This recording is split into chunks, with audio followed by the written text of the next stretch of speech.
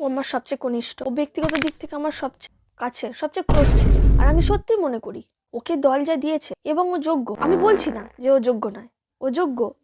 ও যোগ্য ছিল বলেই ও পেয়েছে।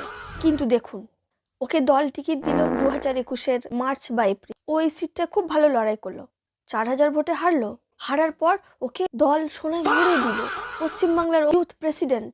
ও প্রত্যেকটা এলাকায় যেতে পারতো, 90,000 বুথেও যেখানে খুশি যেতে পারতো। The Bengal was on a plate for her, number 1, right? আমি বলছি না যে অযোগ্য, ও যোগ্য নয়, ও যোগ্য। অনেক খেটেছে, মিটিং করেছে, অনেক কিছু করেছে।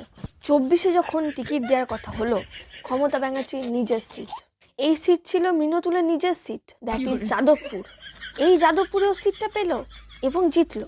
এ ভোটে স্টার ক্যাম্পে আমি বোলেরো গাড়িতে ঘুরেছি। আমি বলছি না যে আমার যোগ্যতা হয়তো বোলেরো গাড়ি, আমার যোগ্যতা হয়তো বোলেরো গাড়ি। আই ডোন্ট থিঙ্ক ওকে যা মিটিং শিডিউল দেওয়া হয়েছিল ও বোলেরো গাড়িতে কভার করতে পারতো না।